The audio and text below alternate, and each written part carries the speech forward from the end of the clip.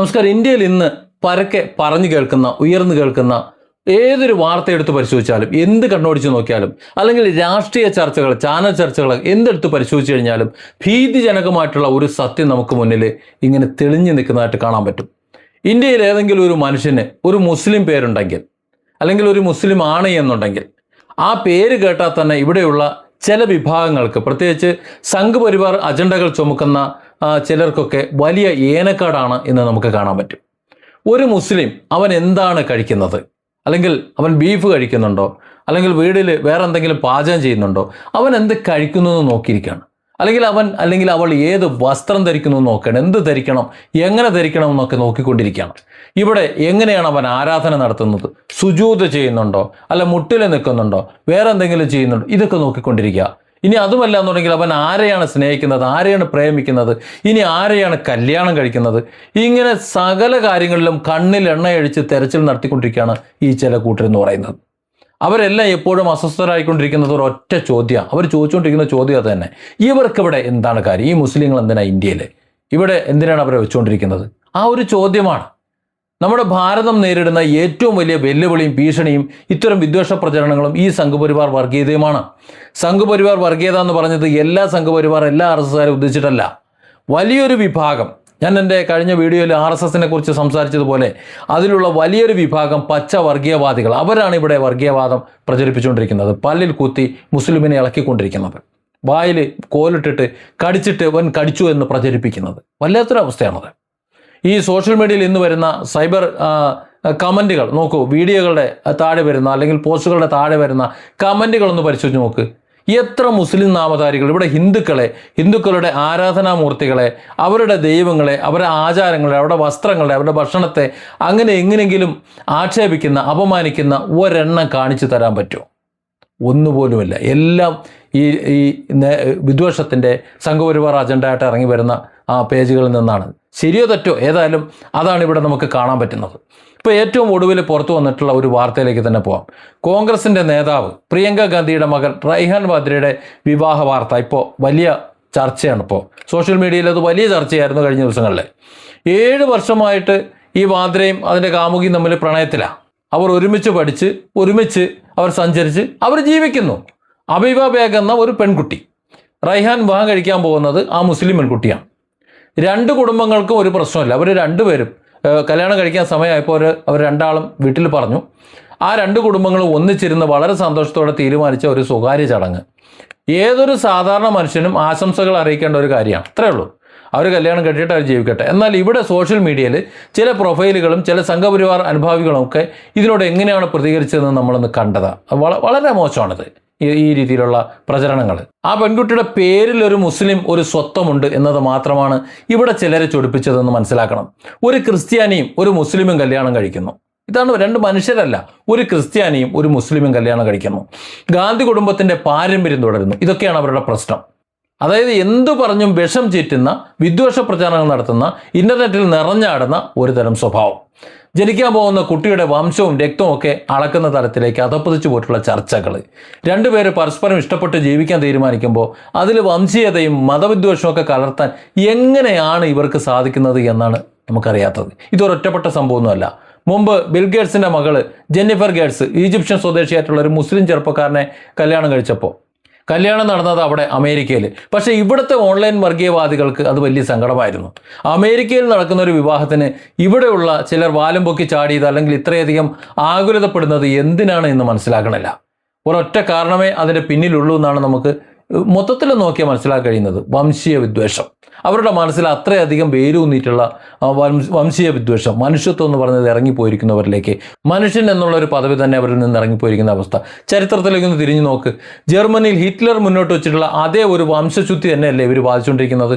ആ വാദത്തിൻ്റെ മറ്റൊരു പതിപ്പ് തന്നെയല്ലേ ഇന്ന് ഭാരതത്തിൽ നടമാടിക്കൊണ്ടിരിക്കുന്നത്? ജർമ്മൻ ആര്യന്മാരുടെ രക്തശുദ്ധി കാത്തു സൂക്ഷിക്കണമെന്നും ജൂതന്മാരെ അപരവൽക്കരിക്കണമെന്നും പറഞ്ഞിട്ട് ഹിറ്റ്ലർ അന്ന് നിയമങ്ങൾ കൊണ്ടുവന്ന് തീട്ടൂരമിറക്കി. ഏതാണ്ട് അതേ രീതിയിൽ തന്നെ ഇവിടെയും പലതും കൊണ്ട് ഇറക്കി. അതിലൊന്ന് ലവ് ജിഹാദ്. ഈ ലവ് ജിഹാദ് എന്നും പറഞ്ഞുകൊണ്ട് ഇവിടെ മനുഷ്യർക്കിടയിൽ ഭിന്നത വിതയ്ക്കാൻ ഇപ്പോഴും ശ്രമിച്ചുകൊണ്ടിരിക്കുന്നുണ്ട്. അത് ഒരു വംശീയതയുടെ, ഒരു വംശീയ അജണ്ടയുടെ ഭാഗമാണത്. വംശീയത എന്ന് പറയുന്നത് മനുഷ്യരുടെ മനസ്സുകളിൽ മാത്രമല്ല നമ്മുടെ ഭരണ നിയമ സംവിധാനങ്ങളെ പോലും ബാധിക്കുന്ന ഒരവസ്ഥയിലേക്ക് കാര്യങ്ങൾ എത്തി നിൽക്കുന്നു, അല്ലെങ്കിൽ അവിടത്തേക്ക് എത്തി നിൽക്കുന്നു, അങ്ങനെ ചിന്തിക്കുന്നു എന്ന് നമ്മൾ മനസ്സിലാക്കണം. ഹാദിയ കേസ് തന്നെ ഒന്നെടുക്ക്. ഹാദിയ കേസ് ഇതിനൊരു ഏറ്റവും വലിയൊരു ഉദാഹരണമാണ്. വളർന്നു വരുന്ന 2 പ്രായപൂർത്തിയായിട്ടുള്ള മനുഷ്യർ, 18 വയസ്സ് കഴിഞ്ഞവർ, നമ്മുടെ നിയമ സംവിധാനം അനുസരിച്ച്, ഭരണഘടന അനുസരിച്ചിട്ട് അവർക്ക് ഒരുമിച്ച് ജീവിക്കാം. ഒരു കുഴപ്പമില്ല, അവർക്ക് ഒരുമിച്ച് ജീവിക്കാം, വിവാഹം കഴിച്ച് ജീവിക്കാൻ ഒരു തടസ്സമില്ല. സ്വന്തം ഇഷ്ടപ്രകാരം വിവാഹം കഴിച്ച് ഒന്നിച്ച് ജീവിക്കാൻ തീരുമാനിച്ചപ്പോൾ അതിനെ പോലും വ്യാജ വിവാഹം എന്ന് മുദ്രകുത്താനായിട്ട് ഇവിടുത്തെ ചില ഉന്നത കോടതി ബെഞ്ചുകൾ പോലും മുതിർന്നത് നമുക്കറിയാം. വ്യക്തി സ്വാതന്ത്ര്യത്തിൻ്റെ മേൽ പോലും വർഗീയ ചിന്തകൾ നിഴൽ വീഴ്ത്തുന്ന ഒരു അവസ്ഥയാണ്. ഒരു അസം പോലെയുള്ള സംസ്ഥാനങ്ങൾ കൊണ്ടുവരുന്ന പുതിയ വസ്തു വ്യാപാര നിയമങ്ങളൊക്കെ പരിശോധിച്ച് കഴിഞ്ഞാൽ ഇതിൻ്റെ ആഴം, അതിൻ്റെ പരപ്പുമൊക്കെ നമുക്ക് മനസ്സിലാവും. മുസ്ലിം നാമധാരികളാണെന്നുണ്ടെങ്കിൽ അവിടെ പ്രധാനപ്പെട്ട സ്ഥലങ്ങളിൽ ഭൂമി വാങ്ങുന്നത് തടയുക, പറ്റൂല, അവരെ പൊതുസമൂഹത്തിൽ നിന്ന് മാറ്റി നിർത്തുക. ഇത്തരം നിയമങ്ങൾ ഉപയോഗപ്പെടുന്നത് അതിനു വേണ്ടിയിട്ടാണ്. അവരൊരു 2ാം തവണ പൗരന്മാരാകാൻ തുടക്കം കുറിക്കുന്നു എന്ന് വേണമെങ്കിൽ പറയാം. ഏതായാലും ഇത് ഒരു വിമർശനമാണ്. ആ വിമർശനം വളരെ ശക്തമായ വിമർശനവുമാണ്. അതായത് മുസ്ലിങ്ങൾക്ക് വീട് വാടകയ്ക്ക് കൊടുക്കരുത്, അവർക്ക് സ്ഥലം വിൽക്കരുത്, അവരെ മാറ്റി നിർത്തണം, അവരെ അകറ്റി നിർത്തണം. ഇതൊക്കെയാണ് ഇത്തരം വിദ്വേഷ അജണ്ടകളുടെ ഒരു പ്രധാന ലക്ഷ്യം എന്ന് പറയുന്നത്. ഇന്ത്യൻ സിനിമയിലെ, പ്രത്യേകിച്ച് ബോളിവുഡിലെ ബഹുസ്വരതയും മതനിരപേക്ഷതയും ഒക്കെ തകർക്കാൻ ശ്രമിച്ചത് നോക്കൂ. മുമ്പൊക്കെ ഏതെല്ലാം രീതിയിലുള്ള സിനിമകൾ ഇറങ്ങിയിരുന്നു. അതിലാരെങ്കിലും വെറി അതിനകത്ത് കയറ്റിയിരുന്നു? ഒന്നുമില്ലല്ലോ. ഇപ്പോൾ ഇതെല്ലാം വരുന്നത് ഒരു പേരിട്ട് കഴിഞ്ഞാൽ അതിലേതെങ്കിലും ഒരു പേര് ഇവർക്ക് പറ്റാത്തതാണെന്നുണ്ടെങ്കിൽ ഉടനെ പേര് മാറ്റണം.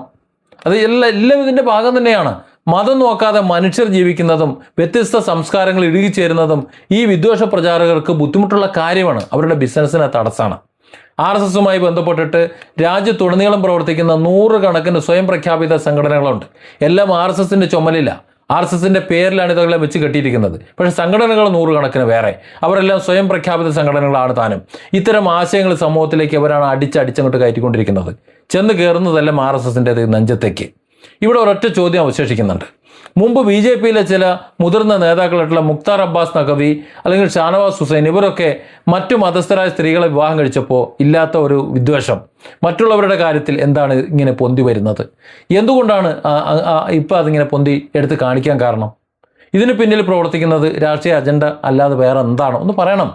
മനുഷ്യരെ മനുഷ്യരായി കാണാനും അവർക്ക് ഇഷ്ടമുള്ള ഭക്ഷണം കഴിക്കാനും ഇഷ്ടമുള്ള വസ്ത്രം ധരിക്കാനും ഇഷ്ടമുള്ള പങ്കാളിയെ തിരഞ്ഞെടുക്കാനുമുള്ള ഒരു സ്വാതന്ത്ര്യമാണ് നമ്മുടെ ഭരണഘടന നമുക്ക് ഉറപ്പു നൽകുന്നത്. ഇഷ്ടമുള്ള മനുഷ്യരുമായി പ്രണയത്തിലാകാനും ജീവിക്കാനും ആർക്കും അവകാശമുണ്ട്.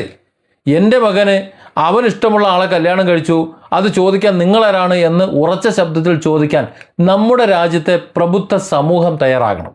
സംഘപരിവാർ വിതച്ചുകൊണ്ടിരിക്കുന്ന, അല്ലെങ്കിൽ അതിൻ്റെ പേരിൽ വിതച്ചുകൊണ്ടിരിക്കുന്ന വർഗീയതയും വിദ്വേഷവുമാണ് ഇന്ന് നമ്മുടെ ഈ ഭാരതം നേടുന്ന ഏറ്റവും വലിയ വിപത്ത് എന്നുള്ളത് ഒരു സംശയമുണ്ട്. കാര്യത്തിൽ മനുഷ്യത്വത്തെയും ഭരണഘടനാ മൂല്യങ്ങളെയും ഒക്കെ മുറുകെ പിടിച്ച് ഇത്തരം വിദ്വേഷ പ്രചരണങ്ങൾക്കെതിരെ ഉറച്ചു നിൽക്കുക മാത്രമാണ് നമ്മുടെ ഭാരതത്തെ രക്ഷിക്കാനുള്ള ഒരേ ഒരു വഴി എന്ന് പറയുന്നത്. അല്ലാതെ അവരോട് തല്ലുകൂടിക്കഴിഞ്ഞാൽ, അവരുമായിട്ട് ബഹളം വെച്ച് കഴിഞ്ഞാൽ, അവരുമായിട്ട് അവർ ചെയ്യുന്നത് പോലെ, അല്ലെങ്കിൽ ഇവിടെ കൊലപാതക രാഷ്ട്രീയമോ അല്ലെങ്കിൽ അതുപോലെ മറ്റെന്തെങ്കിലും വർഗീയ വിളനിലങ്ങൾ ഒരുക്കുക, അങ്ങനെയൊക്കെ ചെയ്തു കഴിഞ്ഞാൽ നമ്മളെ രാജ്യം തകർന്നു പോയുള്ളൂ.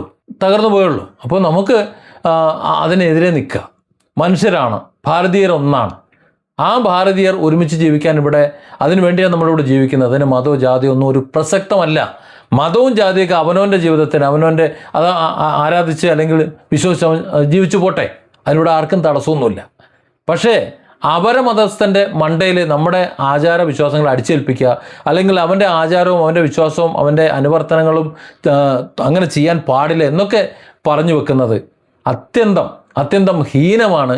അത് മനുഷ്യത്വരഹിതമാണ്. സർവോപരി നമ്മുടെ ഭാരതത്തെ സംബന്ധിച്ചിടത്തോളം പച്ച വർഗീയതയാണ്, ഭാരതത്തെ തകർക്കുന്ന വിഷവിത്താണ്.